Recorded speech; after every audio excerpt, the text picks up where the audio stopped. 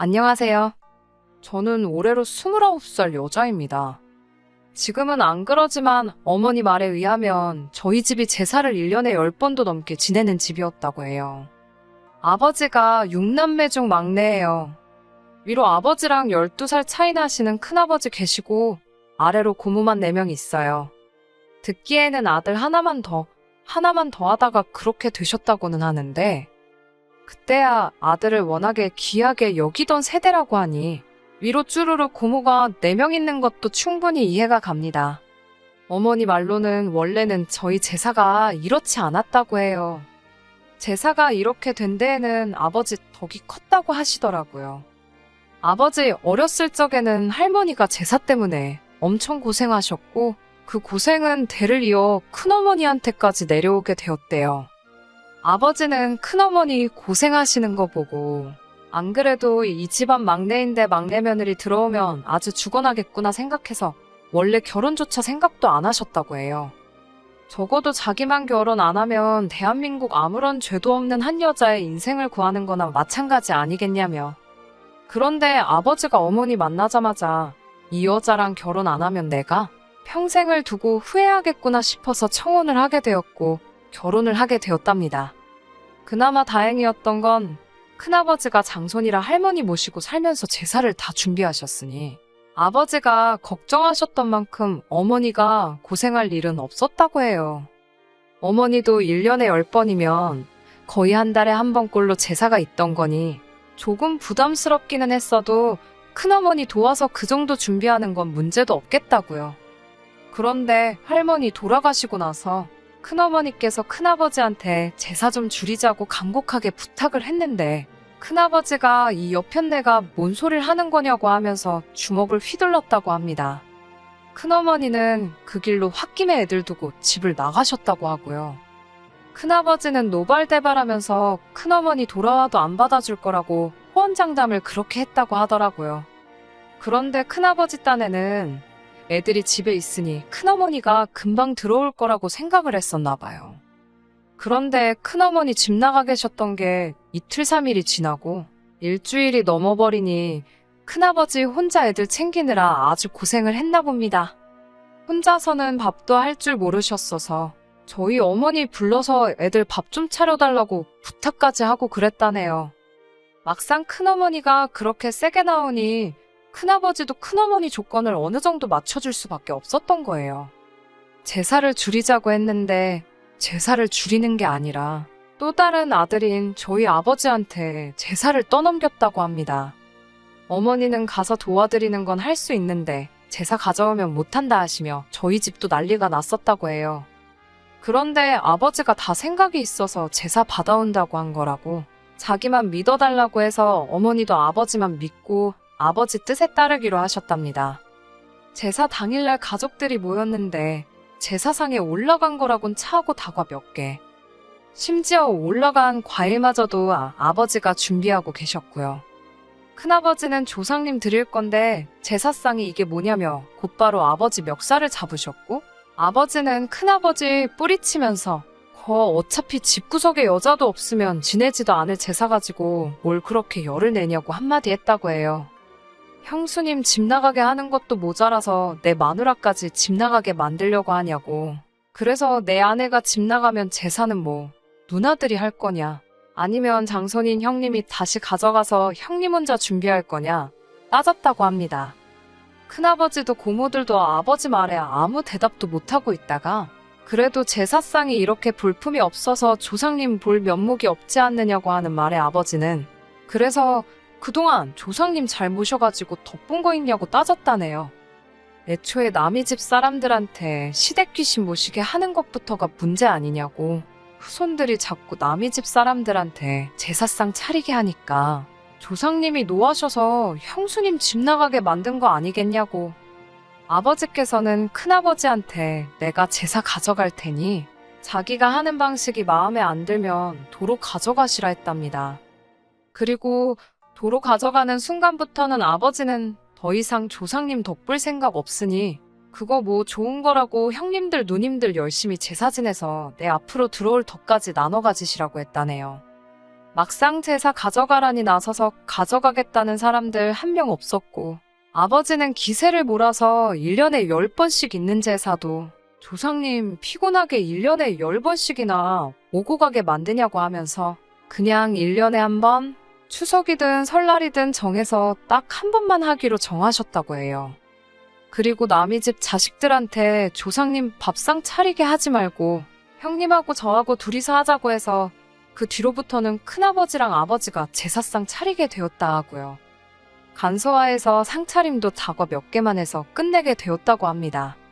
그리고 자식들 어느 정도 다 크고부터는 각자 집에서 돈 걷어서 맛있는 거 한 상상다리 휘도록 사서 차려놓고 잔치마냥 먹었어요. 조상님들도 오셔서 후손들 이렇게 돈 잘 벌어서 맛있는 거 돈 주고 사 먹고 있는 모습을 보여드려야 조상님들도 와 우리 후손들이 우리 같은 좋은 조상들 둔 덕분에 돈도 잘 벌고 아주 호강하고 있구나 하고 좋아하실 거라고. 괜히 조상님들 오셔가지고 며느리들 고생하는 거 보고 형제들 제사 때문에 싸우고 있는 거 백날 봐봐야 뭐가 좋겠냐고 하셨다네요. 그렇게 1년에 한 번 제사 지내고 끝내게 되었어요. 큰어머니는 그때부터 저희 집에 엄청 잘하셨다고 하고 언니 오빠들 다 결혼하고 나서는 큰어머니한테 제사 안 지낸다고 손찌검 하시던 큰아버지 이제는 황혼이혼 당할까봐 찍소리도 못하고 이제는 집에서 밥도 하고 빨래도 하고 하신다고 하더라고요. 제 이야기 하려다가 뭔 이야기가 여기까지 왔나 싶은데 아무튼 이제 저도 결혼을 생각할 나이가 되었기도 하고 결혼을 하기로 정한 건 아니지만 어느 정도 긍정적인 생각을 갖고 만나던 남자친구가 있었어요. 연애한 기간도 오래되었고 남자친구가 저보다 5살 연상으로 결혼을 생각해야 할 나이다 보니 자연스럽게 결혼 이야기가 오고 가게 되었지요. 결혼 허락까지는 아니지만 저희 부모님한테 벌써 인사도 시켰고요. 그런데 지난 추석 연휴가 다가올 때쯤에 남자친구가 저한테 추석 당일날 시간이 되냐고 물어보더라고요. 말씀드린 대로 저희 가족들은 추석에 딱 한 번 제사를 올리고 온 가족 모여가지고 돈 걷어서 맛있는 거 사 먹고 한다고 했잖아요. 그 식사 자리 빠지는 거야 어려운 일은 아니었지만 연휴라서 쉬는 날도 많은데 왜 굳이 추석 당일에 만나려고 하는가 싶었어요. 남자친구는 저한테 다른 게 아니고 자기도 슬슬 저를 자기 가족들한테 인사시키고 싶다고 하더라고요. 추석날이 좋은 게 자기 집이 큰 집이라서 친척들도 다 와 있고 하니 가족들 전부 다 모여 있을 때 한 번에 인사를 시키면 시간도 절약되고 좋지 않겠냐 하는 거예요. 일리가 있는 말이긴 하지만 결혼도 안 했는데 명절 당일날에 인사드리러 가는 건 조금 아니라는 생각이 들어서 거절했어요. 왜 안 되냐는 식으로 꼬치꼬치 묻길래 남자친구한테는 그냥 그날 제사도 있고 해서 좀 곤란할 것 같다고 대충 둘러댔습니다. 그 말에 남자친구는 너네 집도 제사 지내? 하면서 우리 집도 제사 지내는데 하는 겁니다. 그땐 왜 그런 반응을 보였는지 신경 쓸 겨를도 없었어요. 아무튼 그때는 내가 안 된다고 말하고 그냥 다음에 기회가 되면 그때 인사드리는 걸로 하자고 거절을 했습니다.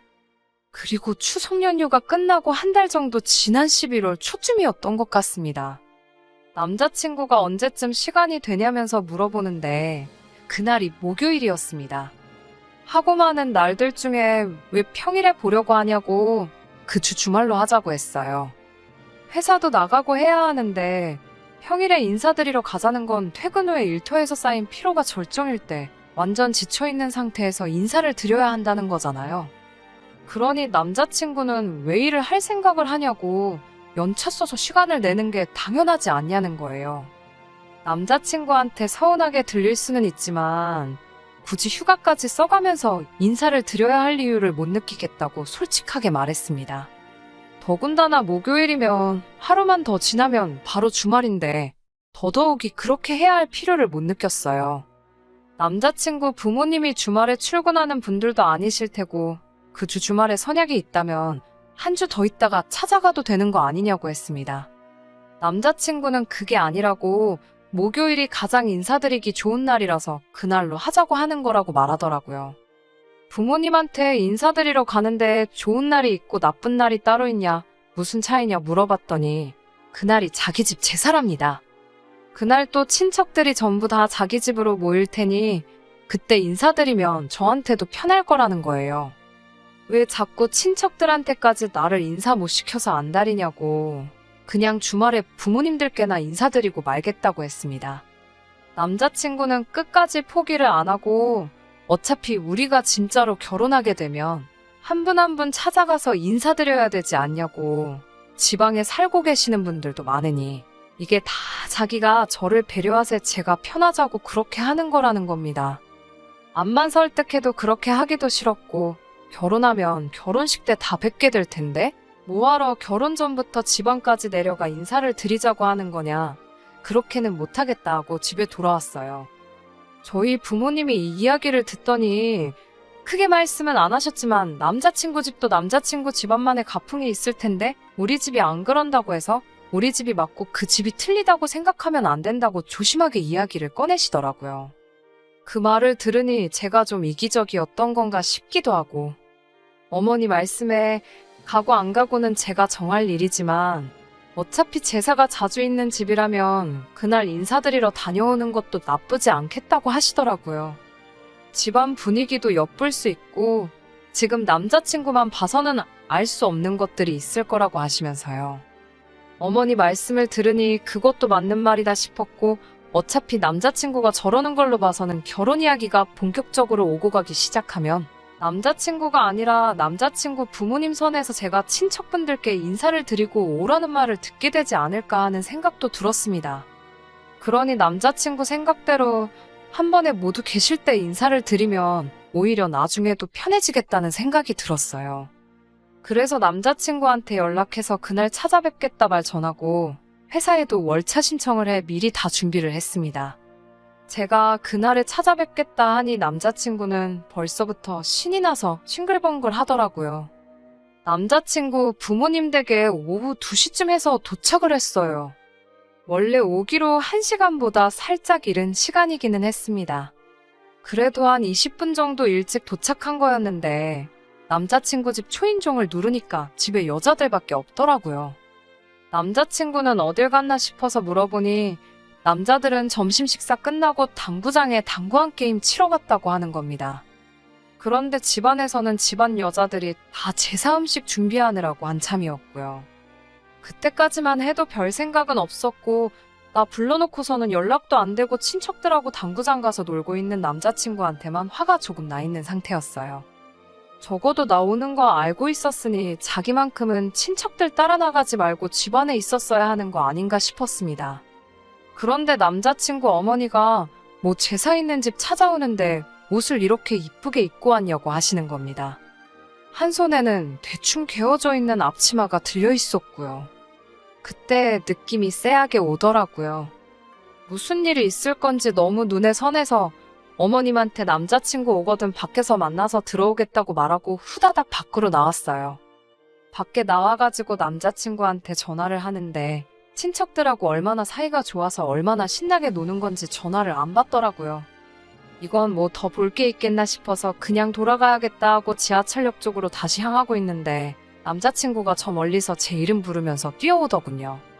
아마 친척들하고 놀러 갔다는 당구장 방향하고 제가 가는 방향이 같았나 봐요. 저보고 여기까지 와서 가기는 어딜 가냐고 붙잡더라고요. 남자친구 혼자만 나온 걸 보니 아무래도 어머님한테 연락받고 저 데리고 들어오라는 명령을 받았는지 부랴부랴 저를 데리고 들어가려고 급하게 온 것처럼 보였습니다. 내 연락은 죽어도 안 받더니 어머니 연락은 어떻게 받고 손살같이 뛰쳐나온 거고요. 재수없게 집에 돌아가는 상황에서 남자친구를 딱 마주쳐버린 겁니다. 남자친구한테 너는 여자친구 집에 인사시킨다고 하더니 친척들 쫓아나가서 놀 생각이 드냐고 한마디 따졌습니다. 너네 어머니는 나 보자마자 이름도 안 물어보고 복장 지적하더니 앞치마를 건네주시더라 따졌어요. 남자친구는 사과는 못할 망정 저한테 대려 큰 소리를 치더라고요. 너네 집도 제사 지낸다면서 뭘 다 알면서 그러냐고 하더군요. 자기 올 때까지 엄마랑 형수님들 도와서 제사 음식 준비하는 거 도와주면 미리 이쁨도 받고 얼마나 좋냐고 하는 거예요. 남자친구 어머니가 저한테 앞치마 건네줄 것처럼 했을 때부터 이미 긴가민가 했는데 일 시키려고 붙잡으려 쫓아온 남자친구가 저를 따라와서 한다는 말이 고작 그딴 소리니 어이가 없었어요. 오히려 남자친구를 길에서 맞닥뜨리지 않았더라면 그냥 그 길로 집에 돌아가고 그날 저녁에 전화로 결혼은 무슨 이 연애부터가 쫑이다 이 자식아 하고 말았을 거예요. 그런데 재수없게 마주쳐서 이런 소리 듣고 있으니 그냥 넘어가선 안 될 것 같더라고요. 그래서 남자친구한테 져주는 척 알겠다고 말하고 남자친구 부모님 댁으로 다시 향했습니다. 남자친구가 저를 끌고 들어오니 남자친구 어머니도 조금 흡족한 표정을 보였어요. 저 혼자 생각이지만 그 표정이 마치 그래도 내 아들 말은 잘 듣는구나 안심이다 하는 표정처럼 보였습니다. 여전히 제 이름은 안 물어보시고 앞치마부터 건네주는 거 보니 딱 봐도 인사시키는 게 목적이 아니라 애초에 결혼하기 전부터 얼마나 군소리 없이 일 잘하는 며느리 후보인지 그거부터 확인해보려고 일부러 제사 지내는 날에 맞춰서 나를 잡았구나 하는 생각이 딱 들더군요. 외투 벗어두고 앞치마 고쳐 입고 나오니 제가 도착하기로 1시간쯤 돼서 집안 남자들도 돌아왔어요. 주방에 신문지 잔뜩 깔아놓고 여자들 일하고 있는데 남자들은 거들떠도 안 보고 시끌시끌 TV 앞에 상 펴놓고 둘러앉아서는 제사 음식 해놓은 거랑 해서 술상 좀 내오라고 시키는 거예요. 아침부터 음식 준비한다고 지쳐있는 형수님들 얼굴 표정이 어두워지는 게 기껏 음식 해놨더니 제사 시작하기 전부터 전 부쳐놓은 거 거덜내려고 저러나 하는 표정이었습니다. 큰 접시에 이것저것 담아주신 거 제가 거실에 펴놓은 술상 위에 가져다 주면서 남자친구 아버지한테 이 집은 여자들만 음식 준비하는가 봐요. 하고 물었어요. 남자친구 아버님이 저를 보더니 얘가 뭔 소리를 하는 거래? 하는 표정으로 저를 쳐다보더라고요. 아버님이 너네 집은 그럼 남자들이 음식 준비를 하느냐고 물어왔어요. 그래서 제가 저희 아버지한테 들은 대로 그대로 말해줬습니다. 원래 옛날에 보고 배운 거 없는 상놈들이 돈 주고 족보 사가지고 양반 따라한답시고 상다리 휘어지게 차리던 문화가 정착이 돼서 그런 거라고. 우리 집은 남자들이 제사상 준비하고 음식도 과일 몇 개만 올리고 끝낸다고 대답해주고 자리로 돌아갔어요. 아버님이 소리 빡 지르면서 저를 쫓아오더라고요. 너 지금 우리 집을 상놈집이라고 한 거냐고 노발대발 날뛰기 시작했지요. 아버님한테 제가 언제 이 집안이 상놈집이라고 했냐고 말이 그렇다는 거죠 하고 말았어요. 제 반응에 남자친구 아버님이 더 길길이 날뛰면서 상놈집은 너네 집이겠지 하면서 대대로 모실 조상이 없으니까 그렇게 음식 대충 차려놓고 하는 거 아니겠냐며 성질을 부리더라고요. 그래서 저도 앉은 상태로 아버님 노려보면서 딱 한마디 더 했어요. 모르긴 몰라도 아직 결혼 약속도 안 한 아들 남자친구 불러서 자기네 집 제사 음식 하라고 하는 집 구석이 양반집처럼 보이지는 않는다고. 방귀 낀 놈이 성낸다는데 혹시 이 집이 진짜로 어디서 족보 사와서 양반 흉내내는 상놈 집안이었냐고 했습니다. 원래 이 집 식구도 아닌 여자들만 준비하는데 어디 조상님이 남의 집 사람들한테 음식 대접받아서 기뻐하시겠냐고? 다른 남자분들도 거기서 해놓은 음식 집어먹으면서 놀고만 있을 게 아니라 다 같이 와서 음식 준비하는 게 좋지 않겠냐고 했어요. 그리고 저는 앞치마 벗어던지고 제사 잘 지낸다길래 유서 깊은 양반 가문인 줄 알았더니 아닌 것 같다고 우리 집하고 수준 차이 나가지고 결혼 못하겠다고 말하고 그 집에서 뛰쳐나왔어요. 남자친구가 쫓아나와서 어른들 앞에서 이게 뭐하는 짓이냐고 결혼 전에 일 시키려고 부른 거 사과하는 게 아니라 자기 체면 찾고 있길래 체면 찾는 거 보니 양반은 맞는 것 같다고. 그런데 나는 너네 집의 며느리로 잘 융화가 될 것 같지가 않으니 그냥 이쯤에서 내가 빠져주는 거라 말하고 앞으로 너 대신에 너네 조상님 잘 모셔줄 여자 찾아서 결혼하라고 말하고 돌아왔습니다. 집에 돌아와서 이 이야기를 하고 아버지께 조금 혼나기는 했어요. 엄연히 집마다 가풍이 다르고 하는 방식이 다른데 남의 집에 가서 왜 행패를 부리고 왔냐고요. 그 부분에서 혼나기는 했지만 더 긴 이야기는 하지 않으셨고 남자친구랑 쫑냈다는 사실에 대해서는 잘 선택했다고. 똥인지 된장인지 찍어 먹어 보기도 전에 똥인 거 알았는데 바보같이 미련 안 갖고 단칼에 잘라내고 왔다고 하면서요. 어머니가 그렇게 되는 꼴 보기 싫어서 집안 제사까지 뒤집어 엎었는데 내 딸이 남의 집 가서 그러고 있는 꼴 보면 당신 속이 뒤집어졌을 거라고 하시면서요. 어차피 결혼 준비 시작한 것도 아니었으니 파혼하는 것도 아니고 아쉬울 것도 없었어요. 남자친구도 다른 사람도 아니고 온 가족들 다 모인 자리에서 제가 아주 판을 깨는 것도 모자라 깽판을 치고 왔으니 저한테 질척거리지 않고 단번에 연락 딱 끊더라고요. 그런데 얼마 전에 남자친구한테 연락이 왔었어요. 너 때문에 집안 꼴이 아주 엉망이 됐다면서 책임지라고요. 연락해서 사과해도 받아줄 생각도 없었는데 저한테 따지거더니 어이가 없었지요. 내가 뭔데 너네 집 책임을 져야 되냐고 물었더니 그날 사건 이후로 자기 형수님들도 뭐가 느낀 바가 있었는지 앞으로 집안 제사에는 불참 선언을 했다고 하더라고요. 저 때문에 집안 제사가 없어지게 생겼다고 빨리 와서 가족들 오해 풀어주고 사과하라길래 남자친구한테 한마디 더 해줬네요. 결혼 상대도 아닌 여자가 집에 와서 말 한마디 했다고 없어질 제사고 집안의 여자들이 일 안 해주면 없어질 제사였으면 애초에 안 하는 게 맞지 않았냐고요. 지금이라도 조상님 덕을 보고 싶으면 남자들도 같이 나서서 제사 챙기게 하라고. 안 그러면 조상님 덕 보기도 전에 너네 형님들 전부 형수님들한테 이혼당해서 대도 잊지 못하게 될 거라고 한마디 해줬네요.